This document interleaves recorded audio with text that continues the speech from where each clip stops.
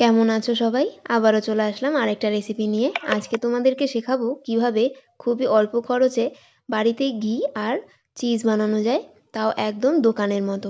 তাই দেখো এখানে আমি 1 বাটি মতো সর জমিয়ে নিয়েছিলাম প্রায় 5-6 দিনের। আর এখানে দেখো আমি 500 দুধ নিয়েছি, এটা কিন্তু কাঁচা দুধ। তোমরা চাইলে প্যাকেটের যে কোনো দুধই ব্যবহার করতে পারো। এখানে আমি প্রথমে চিজটাকে বানাবো, তাই আগে দুধটাকে ছেঁকে নিচ্ছি। এখন কিন্তু গ্যাসের ফ্লেম আমি চালাইনি, এখন শুধু দুধটাকে ছেঁকে নিলাম। এবারে একটা ভিনিগারের ঘোল তৈরি করব। তার জন্য একটা কাপের মধ্যে আমি 2 টেবিল চামচ মতো নিয়ে নিচ্ছি ভিনিগার। ঠিক যতটা পরিমাণে ভিনিগার নেবে ঠিক তার সেই একই পরিমাণে জল নিতে হবে। আর 500 দুধের জন্য 2 চামচ মতো ভিনিগারই যথেষ্ট। এবারে আমি গ্যাসটাকে জ্বালিয়ে দিচ্ছি। গ্যাসটাকে জ্বালিয়ে 10 সেকেন্ড মতো গরম করে নেব। আঙুলটাকে আমি দুধের মধ্যে দিয়ে এইভাবে আমি 1 থেকে 10 পর্যন্ত গুনেছি। তখনই কিন্তু আমি গ্যাসের ফ্লেমটাকে বন্ধ করে দিয়েছি। এর থেকে বেশি যদি গরম করো তাহলে কিন্তু দুধটা ছানা হয়ে যাবে।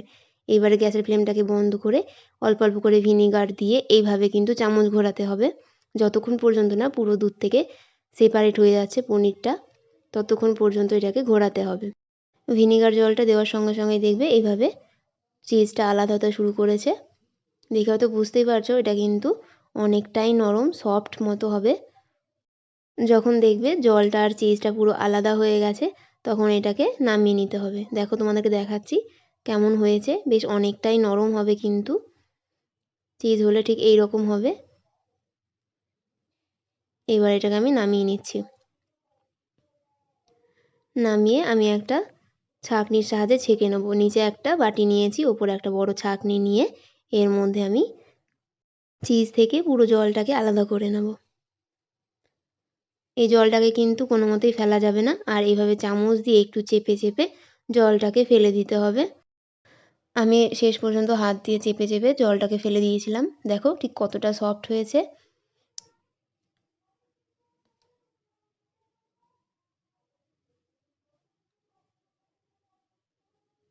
দেখো খুব সুন্দরভাবে কিন্তু আমাদের চিজটা হয়ে গেছে। দেখাচ্ছি তোমাদেরকে, দেখো এদিকে কতটা বেশ জালি জালি হয়েছে। এবারে যে ছানার যে জলটা ছিল সেই জলটাকে আমরা নিয়ে যাব আর একটা প্রসেসের জন্য। এখানে আমি কড়াইটাকে বসিয়ে দিলাম, যে কড়াইতে আমি চিজটাকে বানিয়েছি ওই কড়াইয়ের মধ্যেই ছানার জলটাকে এখানে দিয়ে দিলাম। এবারে 1 মিনিট মতো আমি গ্যাসটাকে জ্বালিয়ে নেব।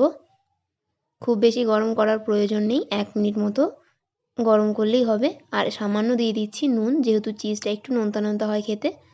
খুব একটা বেশি দিইনি, হাফ চা চামচ মতো দিয়েছি। নুনটাকে দিয়ে এই জলটার সাথে খুব ভালোভাবে মিশিয়ে 1 মিনিট হয়ে গেলে গ্যাসটাকে অফ করে যে চিজটাকে তৈরি করেছিলাম সেটাকে এর মধ্যে চুবিয়ে 1 মিনিটের জন্য সোক করে নেব। 1 মিনিট পর জলটা থেকে চিজটাকে তুলে নিচ্ছি। এবার ওই একই প্রসেসে এটাকে চেপে চেপে যতটা পারা যায় জলটাকে বের করে দিতে হবে। এখানে ছোট্ট একটা প্লাস্টিক নিয়েছি, এর মধ্যে চিজটাকে দিয়ে এভাবে একটু ভাঁজ করে আমি একটা শেপ দেওয়ার জন্য এভাবে চৌকো মতো করে ভাঁজ করে নিয়ে একটু ফ্রিজে রেখে দেবো আধ ঘন্টার জন্য, পুরো চিজটাকে সেট হওয়ার জন্য। ব্যাস এটাকে রেখে দিচ্ছি আধ ঘন্টার জন্য। এবার আমি ঘিটাকে বানাবো, তার জন্য এখানে আমি কড়াই বসিয়ে দিয়েছি, গ্যাসটাকেও জ্বালিয়ে দিয়েছি। এবারে দিয়ে দিচ্ছি এখানে সরটাকে। তোমরা চেষ্টা করবে এই সরটাকে বাইরেই রাখার।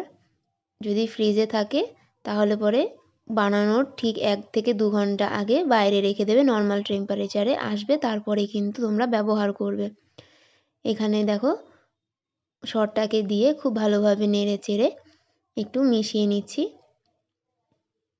অনেকে বানায় দেখেছি আগে প্রথমে এটাকে বাটার বানিয়ে নেয় তারপর ঘি বানায়, কিন্তু কথা দিচ্ছি এইভাবে তোমরা একবার বানিয়ে দেখো, একদম দোকানের মতো স্বাদ আসবে। এই রেসিপিটা আমি কিন্তু আমার দিদার কাছ থেকে নিয়েছি। মায়ের মুখে শুনেছি দিদা নাকি অনেক ঘি বানাতো। এই ঘিটা হতে খুব একটা বেশি সময় লাগে না। পুরো ঘিটা কিন্তু একদম হাই ফ্লেমে হবে, কোনো মতেই কিন্তু ফ্লেমটাকে লো করা যাবে না। দেখো 2 থেকে 3 মিনিটের মধ্যে দেখবে ঘিটা অনেকটাই সেপারেট হয়ে গেছে সর থেকে। এইভাবে আমি আরও কিছুক্ষণ মতো জাল করে নেব। আমার পুরো ঘিটা রেডি করতে প্রায় 5 থেকে 6 মিনিট মতো সময় লেগেছিল।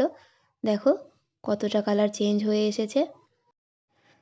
মায়ের মুখে শুনেছি যখন নাকি দিদা ঘি বানাতো, ঘিয়ের নিচে যে সর ভাজাগুলো পড়ে থাকে সেইগুলো খাওয়ার জন্য নাকি কাড়াকাড়ি করতো ভাই বোনে। তবে আমার খুব একটা ভালো লাগে না, কার কার এইটা ভালো লাগে অবশ্যই জানিও। দেখো 5 থেকে 6 মিনিট পর পুরো ঘিটা কিন্তু সর থেকে বেরিয়ে এসেছে। এটাকে কিন্তু আর কোনো মতেই জাল করা যাবে না, তাহলে কিন্তু দেখো পুড়তে লেগেছে। এর থেকে বেশি জাল করলে এই যে পোড়া স্মেলটা পুরো ঘিয়ে চলে যাবে, খেতে কিন্তু খুবই বাজে লাগবে। তাই এই সময় আমি কিন্তু গ্যাসের ফ্লেমটাকে একদম বন্ধ করে দিয়েছি। এইবারে এই অবস্থাতেই রেখে আমি এটাকে ঠান্ডা করে নেব।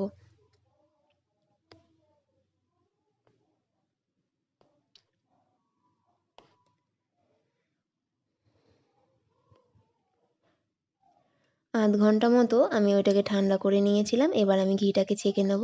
একটা বাটি নিয়েছি, তার উপরে একটা বড় ছাঁকনি নিয়ে এইভাবে একটা সুতির কাপড় দিয়ে নিতে হবে, তাহলে একদম পরিষ্কার একটা ঘি পাওয়া যাবে। না হলে ছাঁকনিতে করে ছাঁকলে এই নিচের ময়লাগুলোও চলে যাবে। এবারে ছেঁকে নেওয়ার পর ওপরে যে অংশটা থাকবে সরের, সেটাকে আমি একটু নিংড়ে নিয়ে তুলে ফেলে দেবো।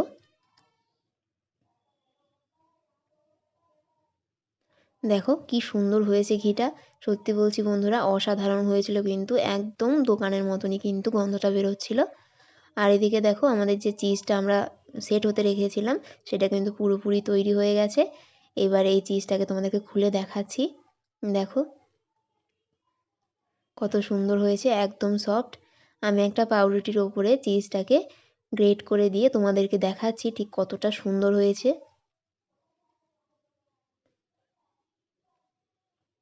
এইভাবে একটু ছড়িয়ে দিচ্ছি পুরো পাউরুটিতে। এবার এটাকে বেক করে নেব 2 থেকে 3 মিনিট মতো। এখানে আমি একটা তাওয়া বসিয়ে দিয়েছি। তাওয়াটা গরম হলে এর ওপরে পাউরুটির টুকরোটা দিয়ে এভাবে ঢাকনা বন্ধ করে হাই ফ্লেমে আমি 3 মিনিট মতো বেক করে নিয়েছি। দেখো কত সুন্দরভাবে মেল্ট হয়ে গেছে। এবার এটাকে আমি নামিয়ে নিচ্ছি। তোমাদেরকে দেখাচ্ছি বন্ধুরা কতটা সুন্দর হয়েছে মোজারেলা চিজটা। আর তোমাদেরকে কারি কারি টাকা দিয়ে মোজারেলা চিজ কিনতে হবে না। দেখো কি সুন্দর লাগছে দেখতে, কতটা জালিদার হয়েছে। বাড়িতে একবার বানিয়ে দেখো, একদম ফেল হবে না। আমার এই রেসিপিটা যদি ফলো করো, তাহলে দেখতেই পেলে কত সহজে তৈরি হয়ে গেল মোজারেলা চিজ আর ঘি। বাড়িতে একবার হলেও ট্রাই করে দেখো, আশা করি ভীষণ ভালো লাগবে। আজকের মতো তাহলে এখানেই শেষ করছি, দেখা হচ্ছে নতুন কোনো ভিডিওতে।